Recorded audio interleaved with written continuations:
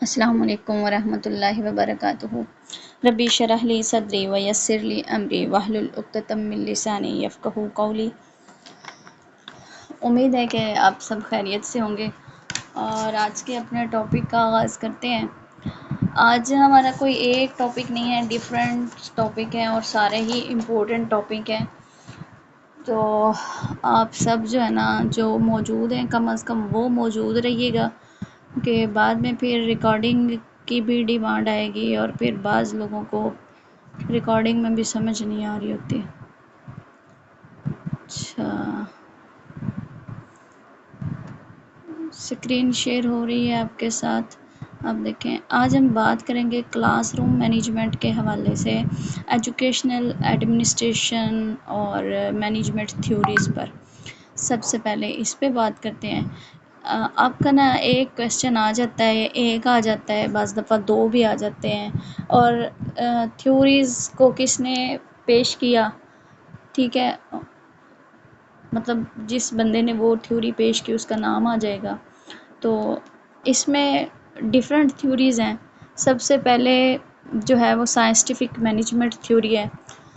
Scientific management theory जो है वो किसने पेश की, तो this theory was presented by Frederick W Taylor ने।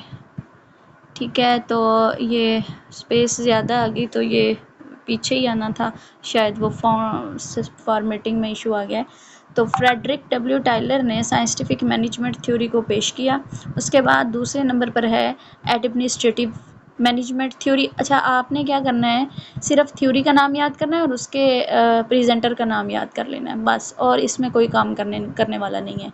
कि साइंटिफिक मैनेजमेंट थ्योरी है बाय फ्रेडरिक डब्ल्यू टायलर, और दूसरे नंबर पर administrative management theory by Henry foil. उसके बाद बिहेवियरल मैनेजमेंट थ्योरी, तो ये है bye Elton Mayo.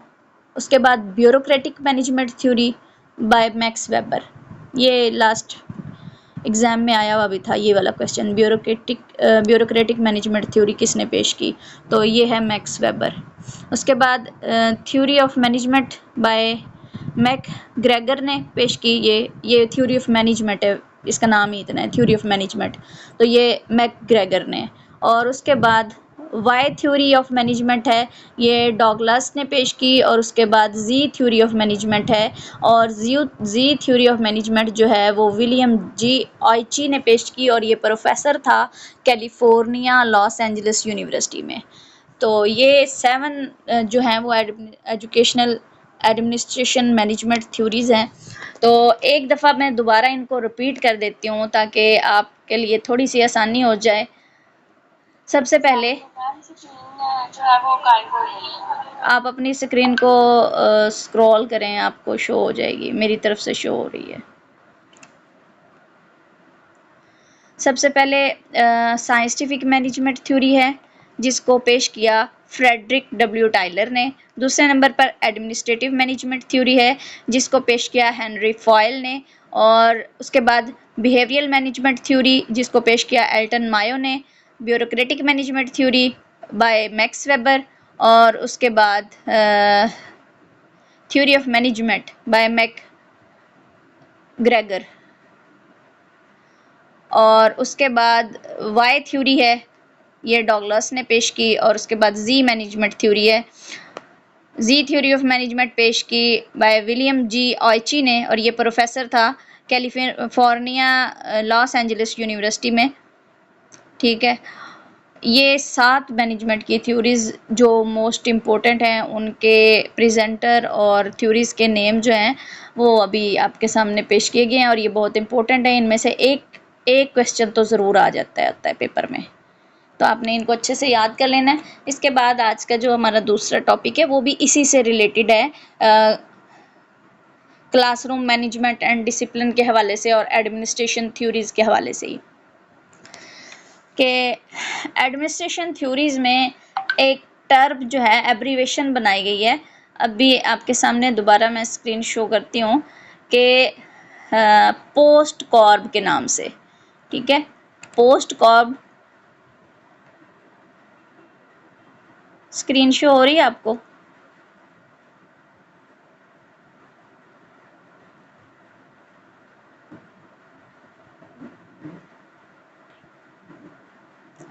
Screen show हो रही है बट ब्लैंक है।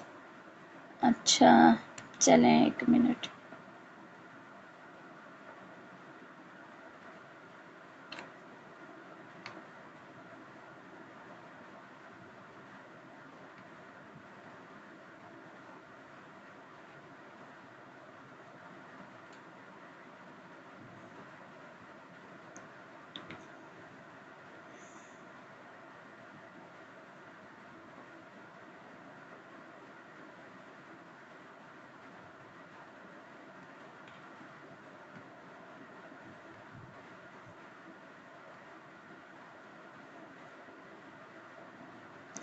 जी अभी आपके पास स्क्रीन शो हो रही होगी। अच्छा जैसे कि स्क्रीन पे भी आपको नज़र आ रहा है कि व्हाट इज़ पोस्ट कॉर्प, कि क्या है पोस्ट कॉर्प। तो ये जो ये एडमिनिस्ट्रेशन की थ्योरीज हैं इन्हीं से रिलेटेड कुछ प्रिंसिपल हैं जो पेश किए गए और इनको हेनरी फॉयल ने पेश किया। अभी हमने हेनरी फॉयल की मैनेजमेंट की थ्योरी पढ़ी थी। हेनरी फॉयल की थ्योरी का नाम है administrative management theory. Henry foil की थ्योरी का नाम है एडमिनिस्ट्रेटिव मैनेजमेंट थ्योरी और उसी ने ये पोस्ट कॉर्प की जो टर्म है पेश की। अब पोस्ट कॉर्प जो है ये इसको हम वन बाय वन डिस्कस करते हैं कि ये क्या है। तो जैसे कि आपके सामने ये कितने लेटर्स हैं पोस्ट कॉर्प के, POSDCORB। तो इन हर लेटर से ना एक वर्ड बनता है। पोस्ट के P से है प्लानिंग और ये एडमिनिस्ट्रेटिव मैनेजमेंट थ्योरी से रिलेटेड यानी कि एडमिनिस्ट्रेशन के प्रिंसिपल हैं और ये 7 स्टेप्स हैं।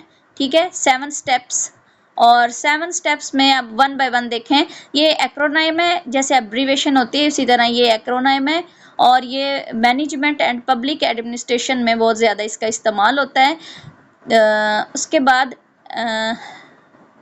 ये लूथर गुलिक ने भी पेश की, हेनरी फॉयल ने भी पेश की, हर एक ने जो है वो अलग अलग पेश की, लेकिन ज़्यादा जो फेमस है वो हेनरी फॉयल की है। अच्छा अब उसने क्या पेश किया पोस्ट कॉर्प में, सबसे पहले P से प्लानिंग। प्लानिंग क्या चीज़ है कि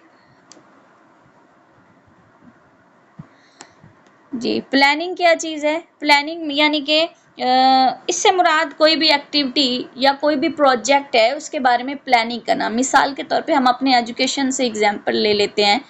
जैसे कि हमने एक लेक्चर देना है या एक क्लास लेनी है तो हम उसके लिए पहले से प्लानिंग करेंगे। ठीक है तो प्लानिंग किसी भी प्रोजेक्ट से रिलेटेड या किसी भी काम या टास्क के हवाले से प्लानिंग या फिर एक इदारे को चलाने के हवाले से जो प्लानिंग होती है आप उसे भी कंसीडर कर लें समझने के लिए। तो ये प्लानिंग से उर्दू में इसको आप मंसूबा साजी कह सकते हैं। तो प्लानिंग P से मुराद P स्टैंड्स फॉर प्लानिंग। दूसरे नंबर पर O है, O ऑर्गेनाइजिंग यानी कि अरेंज करना कुछ।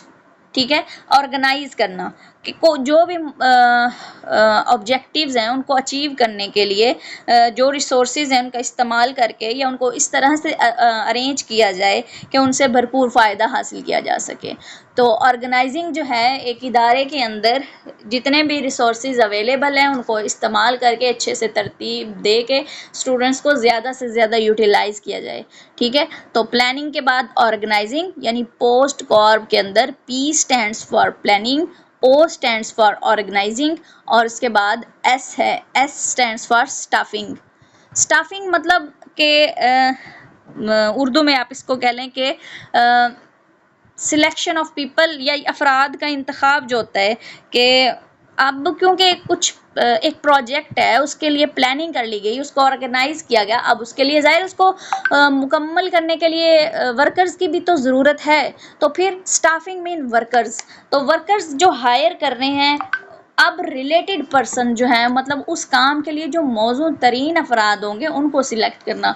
मिसाल के तौर पे डिफरेंट फर्म्स होती हैं वो एम्प्लॉयज़ को हायर कर रही होती हैं अपना स्टाफ पूरा करने के लिए और उनकी डिफरेंट कैटेगरीज़ होती हैं। तो मैनेजमेंट की कैटेगरीज़ होती हैं, वर्कर्स की कैटेगरीज़ होती हैं, तो फिर वो रिलेटेड जो कैटेगरी उसमें उसी से रिलेटेड पर्सन्स को हायर करते हैं। तो फिर रिलेटेड पर्सन्स को हायर करना यानी स्टाफिंग। जैसे कि अब स्कूल के अंदर टीचर्स की ज़रूरत होती है, ठीक है, और अगर एडमिन ब्लॉक में चाहिए तो एडमिनिस्ट्रेटर की ज़रूरत होगी। तो staffing mean S stands for S stands for staffing, और उसके बाद D stands for directing. Directing mean के इंस्ट्रक्शंस देना, हदायत देना। और ये जो चौथे नंबर का पॉइंट है डायरेक्टिंग, ये पूरे एडमिनिस्ट्रेशन का जो अमल होता है उसका कह लें कि दिल है, हार्ट है, ठीक है। तो ये बहुत इंपॉर्टेंट पॉइंट है। डायरेक्टिंग का जो प्रोसेस है, हदायत अगर दुरुस्त होंगी तो सारे काम दुरुस्त हो जाएंगे, हदायत अगर गलत दी जाएंगी तो सारे काम ख़राब हो जाएंगे। फिर वो प्लानिंग, ऑर्गेनाइजिंग, स्टाफिंग को, अगर स्टाफ को डायरेक्ट ही गलत कर दिया जाए तो उसने गलत काम कर देना है, तो वो फिर सारी चीज़ें वेस्ट चली जाती हैं। तो डायरेक्टिंग बहुत इंपॉर्टेंट है। अच्छा, और ये मुसलसल प्रोसेस होता है जो डायरेक्टिंग है, क्योंकि हदायत की तो मुसलसल ज़रूरत होती है। उसके बाद है पोस्ट, हो गया POSD, पोस्ट। अब कॉर्ब की बारी है, CORB। तो CO जो है ये इकट्ठा आएगा, CO stands for coordinating. CO stands for coordinating. Coordinating मतलब कोऑर्डिनेट करना, ताउन करना, एक दूसरे के साथ ताउन प्रोवाइड करना। तो इसमें यह है कि जो भी टारगेट्स हैं या जो भी ऑब्जेक्टिव्स हैं उनके हसूल के लिए जितने भी रिसोर्सेज हैं उनको मतलब एक साथ मिला के, इकट्ठा करके जो है वो इस्तेमाल में ला के, तो ज़्यादा से ज़्यादा जो है फ़वाइद को हासिल करना। तो कोऑर्डिनेटिंग हो गया। उसके बाद R है, तो R स्टैंड्स फॉर रिपोर्टिंग।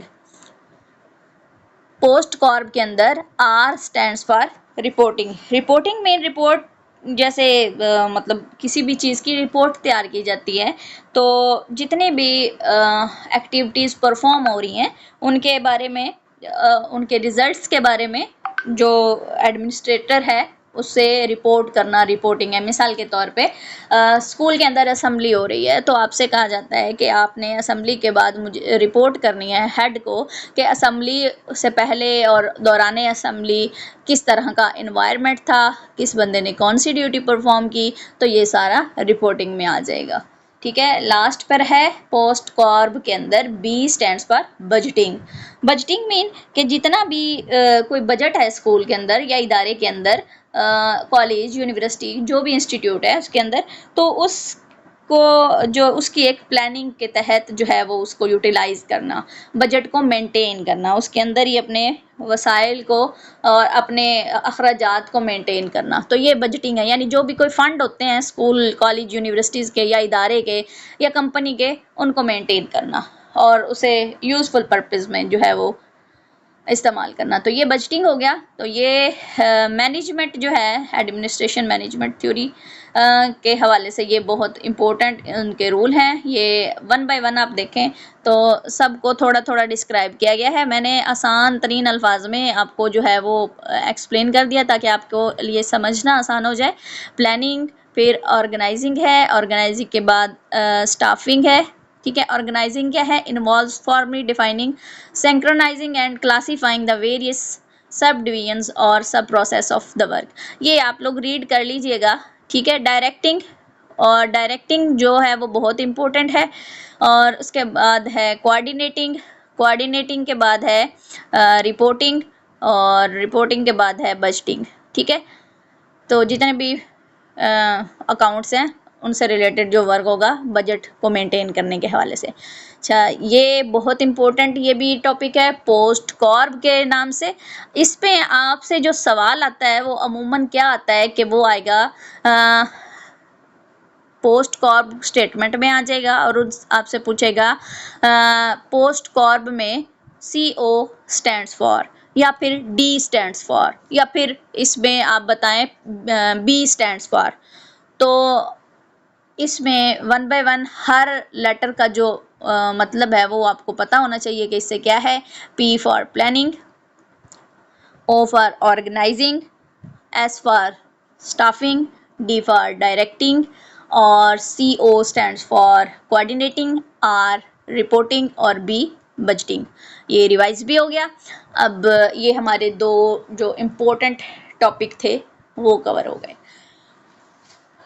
और इसके अलावा क्लासरूम मैनेजमेंट में जर्नल रूल होते हैं कि क्लास को किस तरह से हैंडल करना चाहिए, बच्चों को किस तरह से डील करना चाहिए।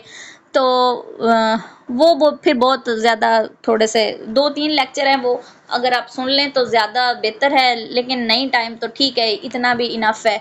वो उतना तो आप being a teacher common sense को यूज़ करते हुए आप उनको हैंडल कर ही लेंगे क्वेश्चंस को। अच्छा, नेक्स्ट अब हम बात करेंगे टेस्टिंग एंड एवेल्युएशन पे। टेस्टिंग एंड एवेल्युएशन में सबसे पहले तो हम